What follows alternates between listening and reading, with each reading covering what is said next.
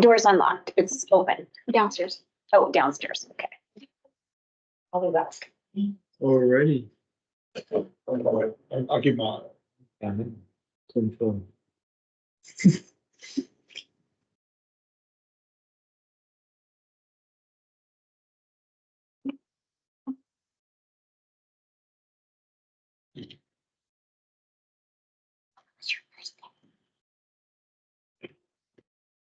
So weird. I go to get water. All of a sudden, look, hey, there's somebody at your desk. I'm just going, and it was Dora. It scared me a little. So we got like teriyaki joints, tattoo joints, and whatever else we're famous for apparently.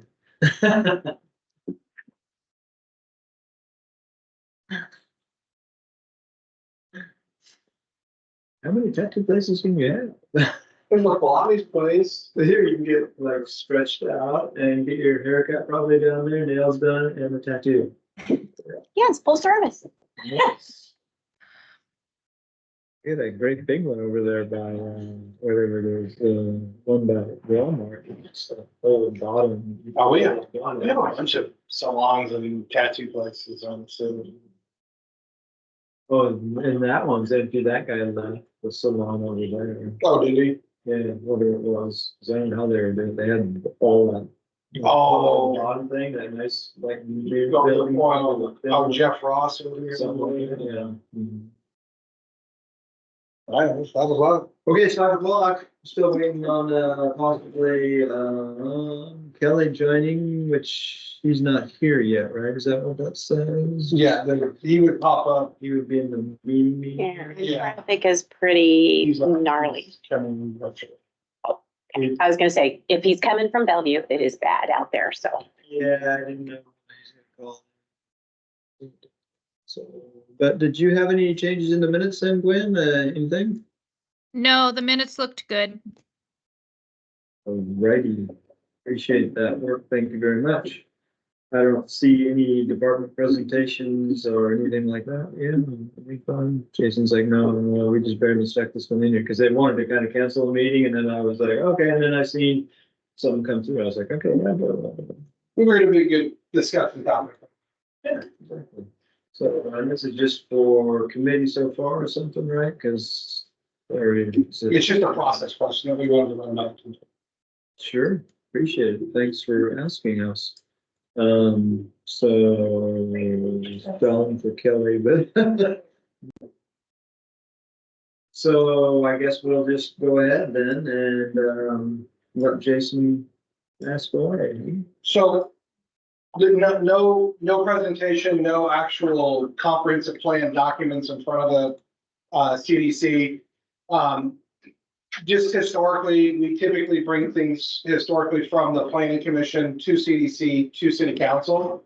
However, due to our timelines for getting the comprehensive plan adopted and the fact that they are larger policy questions that the whole council is going to have to weigh in on, what we'd like to propose and request for both efficiency and to provide the council as a whole the most time to discuss is to take things from planning commission directly to workshop to allow the council to discuss the comprehensive plan as a whole. Just because we know there's large policy questions and we would never expect CDC to approve or recommend approval of something coming out of CDC. So we just want to see if that was okay with the CDC members to start taking those things to workshop. The way we've kind of targeted the current schedule is that we would target up to at least 2 workshops for discussion. For the different elements and however you're gonna break it up, because you're gonna break it up into multiple pieces or. We're gonna bring elements individually and have at least 2 workshops to discuss those elements before we bring it back for final adoption late November, early December. Sure. I like the idea of having it go to full council workshop. Mhm. I agree. It's a lot of responsibility to go through this and take up CDC time. Yeah. And then end up talking about it all over again with council at a workshop. So, because I know Right, I'm going to yeah. have a lot of questions. Yep, definitely, because they can always, if the a full council decides to, you know, take a little piece of it out to a committee or something, if there's a policy that they want more input on, finance, whatever, something, they can refer it back to the committee for a moment piece, but yeah, I agree that going to a workshop would be the best path for that. How do you? Is any part of the comprehensive plan negotiable as far as us having to make ordinances or resolutions to change policy? Is there opportunity for us to deny changing any city policies based off of what is coming down from the state?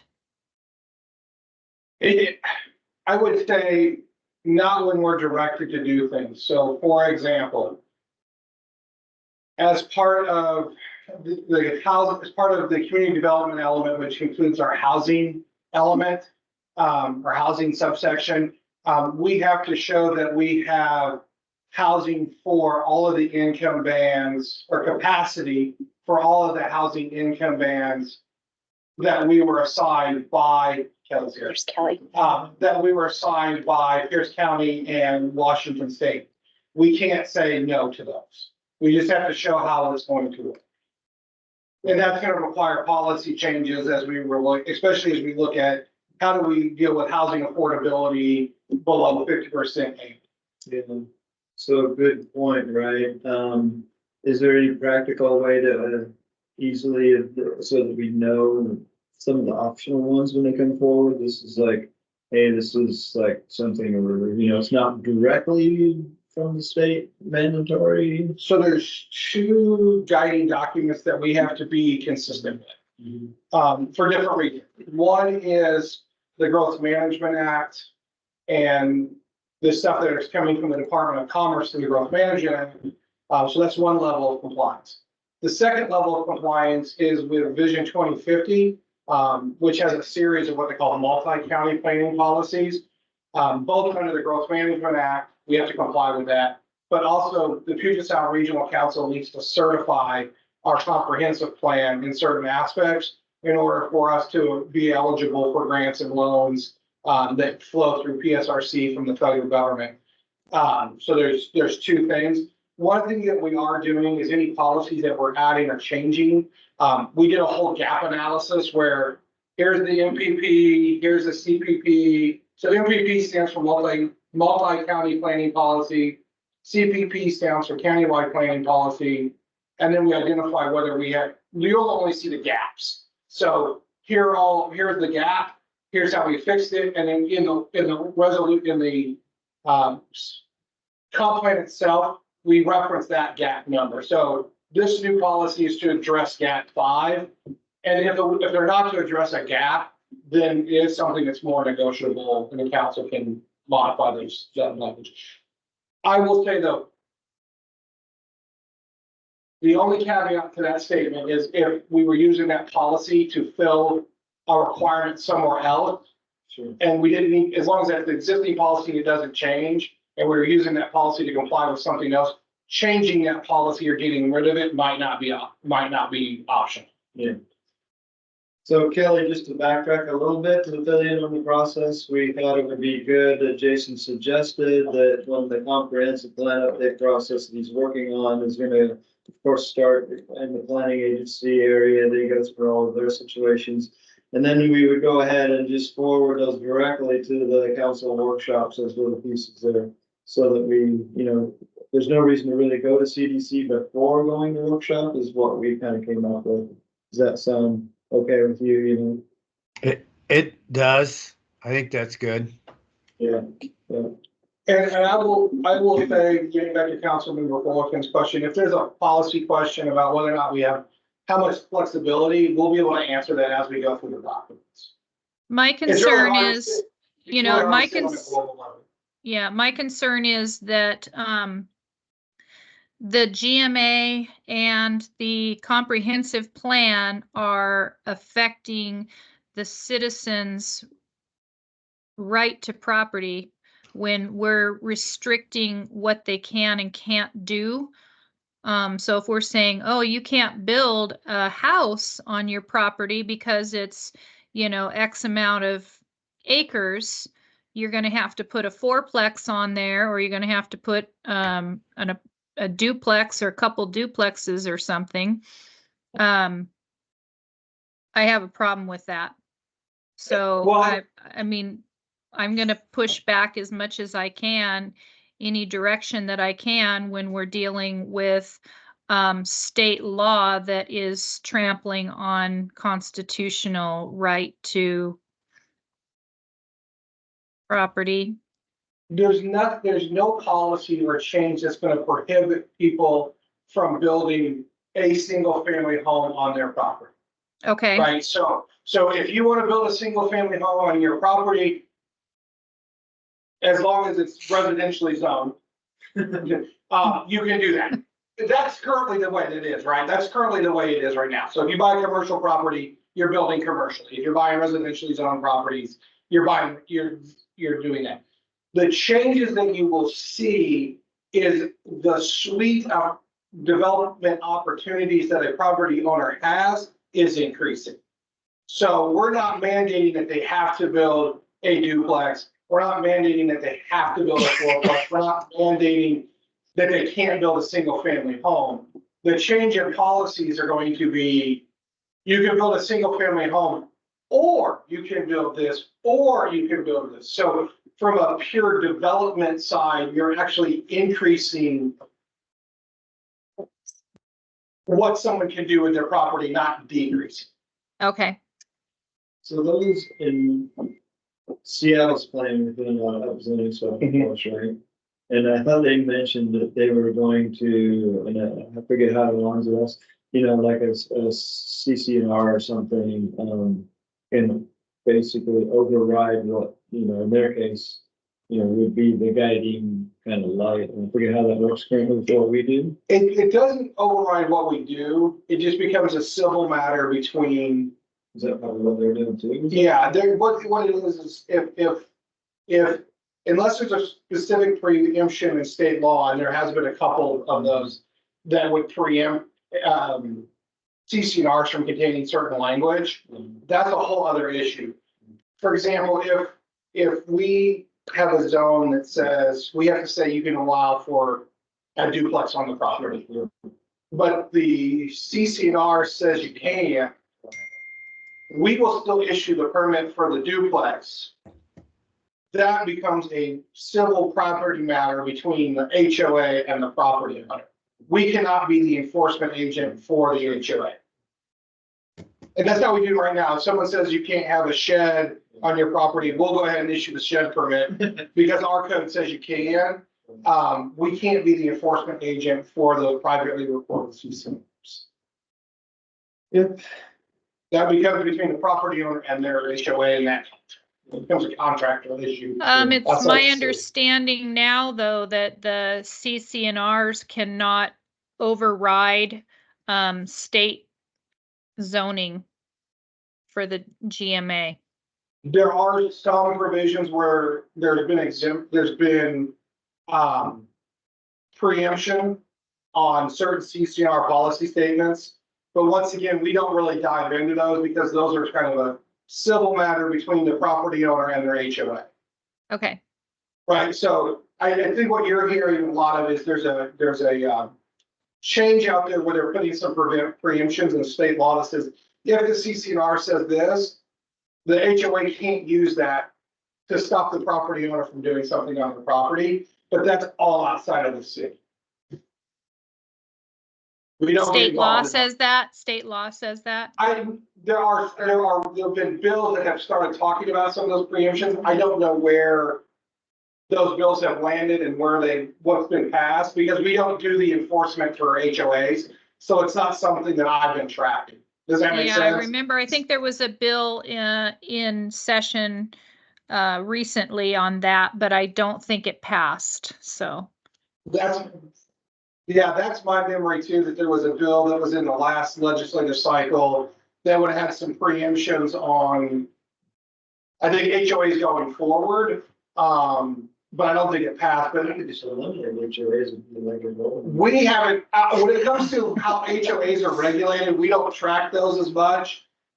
Just because, just because we're not the enforcement agent for the HOA. So basically, we do state law stuff, we do city stuff for the city of Bonnie Lake. You Mhm. don't look at the CC office, basically. No. You might know they're there, you might, but you can't. Yeah, so, and then, so if the CCR says you can't paint your house, Think or Pink. whatever, that's- they can't call Purple. the city and, they can't call the city and file a code enforcement case because they painted their house pink, right? That's not our rule to enforce. We're not the enforcement agent. So if the CCNR says you can't have an ADU, we'll still issue those permits because our rules say they can. That becomes a private property issue between the HOA, Kelly's back. And the property owner itself. And we stay a mile away from those because that is not that's not our area. No. You don't want to be, and there's a lot of reasons why.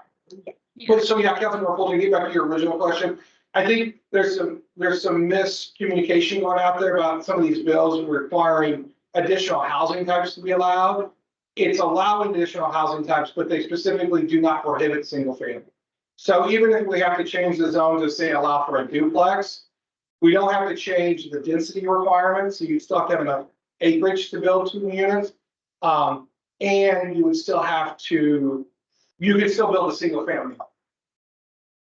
So it's not a prohibition, it's opening the suite, I guess, to more What options. Okay, well, what if we are not meeting or not complying with the state law that we need to have more low-income housing and more high-density housing, and then we end up having a bunch of people who have 10 acres that only want to build a, single-family home on it, and they don't plan on renting it at low rates. Are they eventually going to come to Bonnie Lake and say, "Oh, no more grants for you, no more money for you because you're bad, you need a spanking because you're not I don't think so. complying with your." I don't think you'll ever tell us that we need a spanking, but that's where we don't have to say, this is the parcel that's gonna have this is the parcel that's gonna have that.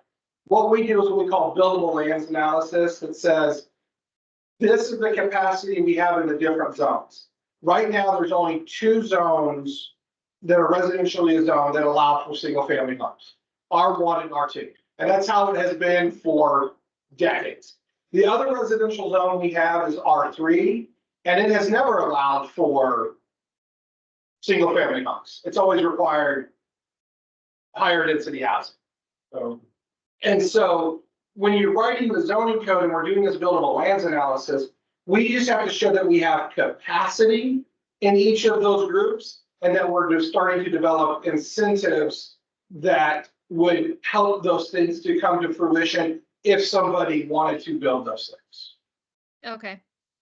Right, so we don't have to actually build it or say so things that you can do that are incentives are things like in the R3 right now, we have no maximum density. You could say the maximum density is 15 units per acre, except if you do affordable housing units, you can go up to X. That's an incentive you can do. Or you could say for these types of developments, your impact fees are waived. So there are ways that we have to kind of help identify how we're going to support that type of housing, but we're not on the hook to actually build it. And in 10 years from now, when we do our next periodic update, they'll give us new numbers and we'll figure out where we're at. So it's kind of a balancing act because you don't want to be too restrictive, but you also don't want to give up all of your capacity. Give up all your capacity because it's just kicking the can down the road in a few years where it might become worse. So we're going to be bringing to the council kind of a. Is there a goal? Yeah, he should have all of that. Oh, no, they're, We're gonna bring forward to council a whole, what we call growth strategy that has what our current zoning would allow, which doesn't provide enough capacity for the lower income housing. And then 2 strategies that would get us there. And then council will talk about that, and we figure that the final strategy will be a mixture of all 3. Oh, so, And we did it really, I mean, we did it in a way like, one is, we took everything that was R2 and zoned it R1. We did it all as R1, and then we did one where we took all the R2 and made it R3. So we're gonna show you the extremes, and then we can figure out what the final, Is he getting kicked off? yeah, he's on this with his teams, I mean, if he wants, he can call my which is phone. really weird. which is, so I hope that answers your question, Councilmember Fulton.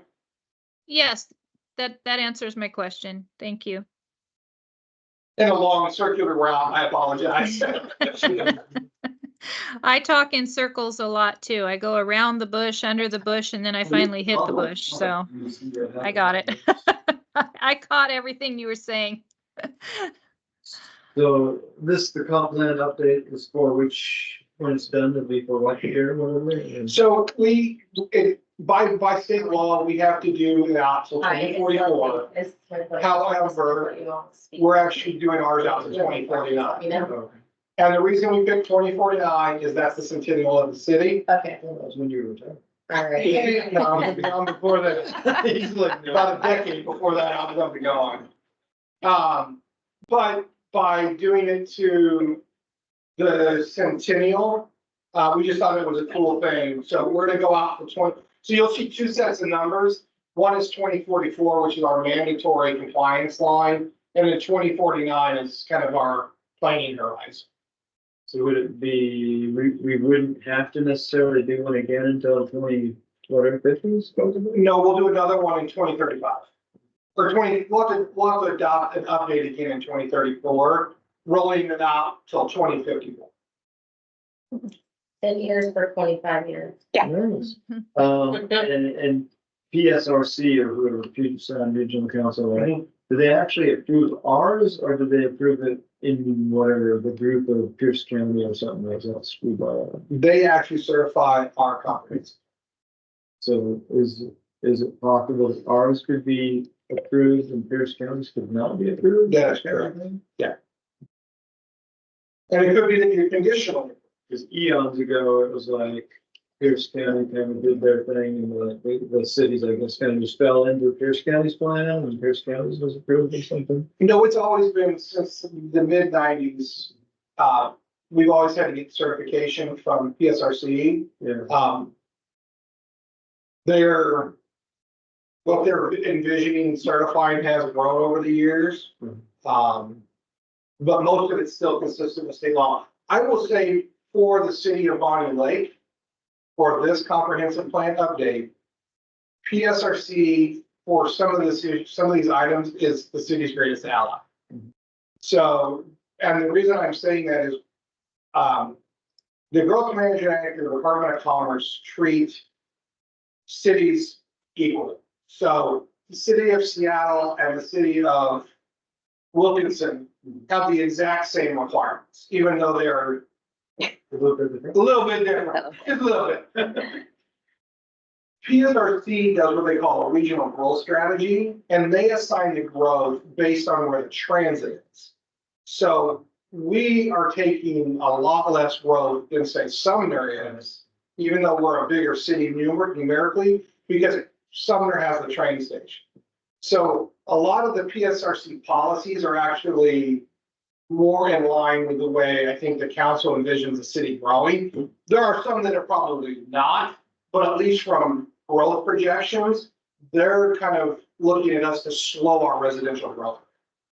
So that takes some of that pressure off of the high density that you wouldn't have if you were say in Puyallup or some. So there's some competing, I wouldn't say competing, but there's some definitely different perspectives on future growth. But luckily our numbers from Commerce are based on the growth rate we got from PSRC. So I'm not scared of our numbers. as I hear some other planners talk about, when they talk about like Sumner or Puyallup. So there's some good news.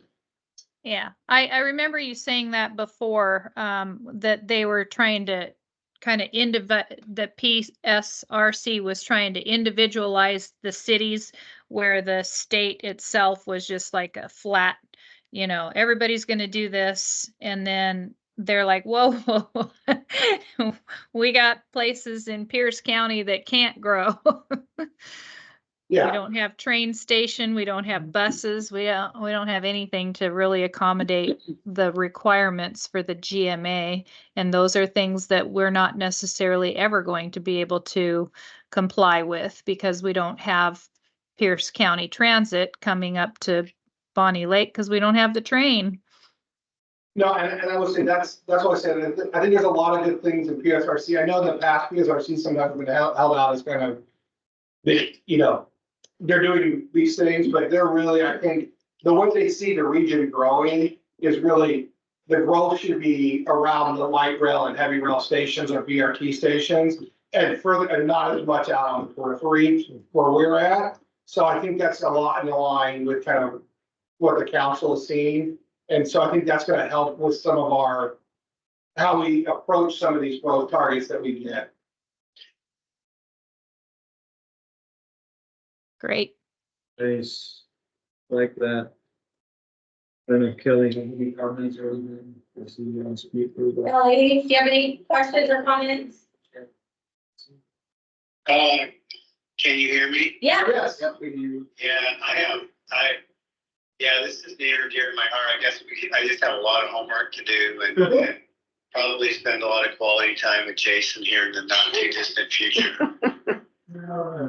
Kelly, or I should say Kelly, yeah. Councilmember, you're more than welcome to set up meetings with me and we can walk through that, and I will hold that to any council member. As we start rolling out these chapters, if council members want to make meetings with me so we can walk through them and what we're doing and why, I will gladly do that because it is a lot. And I recognize this is a lot of council members' first comprehensive plan update. This is my third. So, I've been through this circus a couple times, but I'm willing to sit down with anybody and walk them through that. And also kind of where we're trying to draw as many crosswalks for the council so they can see where this is coming from and why we're having to do it. Yeah, I appreciate that. Yeah, it's just work. It's gonna be a lot of work, right? Yeah. Usually are. Fine. Okay. I don't have any more questions. Alrighty, well, you guys got anything for open committee discussion? I don't at this time. I got Stand to ask by. all my questions. Most of my questions were on the comprehensive plan and the growth management, so. Yeah. And Councilmember, And it looks I'm like I sorry get say- to talk about that at the council workshop sometime. A lot of times. Yeah. Yep. Is You the guys- code enforcement officers, is that part of the Growth Management Act and the comprehensive plan? No, Okay. Kelly, you got anything for open comments there and an issue that you needed to bring up? No, not really. If I did, I couldn't talk anyway. Yeah, okay, that's good. Hopefully you'll get well soon. You're gonna be at the workshop though, right? I'll be at the workshop. You'll have time to reinstall Teams. You can use the web version. I just reinstalled Teams, Okay. so that's why. Well, the only question I had with, for, open committee discussion, I noted, and maybe Jason knows of something that, because some of the property owners out in East Town were mentioning about the dewatering or something of the industrial site that they were working on out there. Those funds were water plus usually. yes. That they were questioning, it looked like they were, on watering offsite or something like that. So there is there's a white pipe that is running down 96 to another piece of property that Chris owns, where the water is being then, dispersed across his property to clean it before it re-enters Scuttle Creek, consistent with their approved erosion control. So you guys are well aware of it and it's consistent with your, whatever. Yeah, and I will say Johansson Construction is probably doing the best at erosion control and sedimentation control that we have ever seen on the site. I mean, they've even built temporary blacktop roads to drive around that site, and most sites don't do that. So they're following their required erosion control plans too. Cool. Yay, alrighty. So if there's nothing else, then we'll close the meeting and we'll see you guys at 6 o'clock sometime. All right. Thank you. Okay, Thanks, Billy. good night. Bye.